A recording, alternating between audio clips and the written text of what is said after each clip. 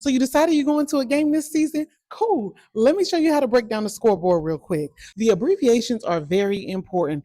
R stands for runs, the numbers scored by each team.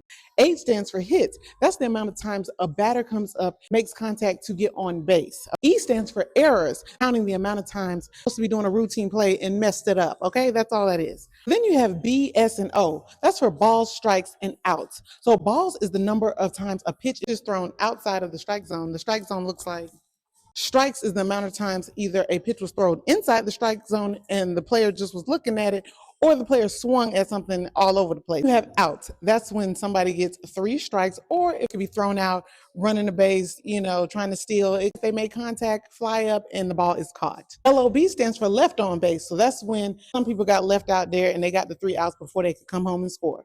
Some pitching abbreviations to know. ERA stands for earned run average.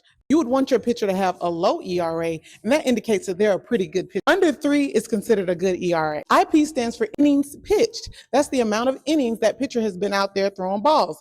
That matters because if they've been out there a long time, they could be getting tired. NP stands for numbers pitched, which goes along with innings pitched. If they are pitching for multiple innings, but they only have a low number of pitches thrown, then that means they're a really good pitcher and they're getting those guys up out of here. But they've only pitched a few innings and they have a high number of pitches thrown. That means they might be in trouble. K stands for strikeouts. And sometimes you'll see a backwards K, which means they got struck out. Look, almost forgot one more. BB, that stands for base on balls. That just means a walk.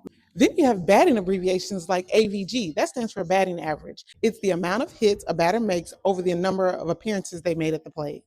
HR stands for home run. I think everybody knows what a home run. RBI is runs batted in. When a batter comes up to the plate and gets a hit or gets a walk, a run is scored. However many runs they accumulate from that at bat counts towards their RBI. I think that's enough for our first lesson. Let me know if you have any questions down in the comments.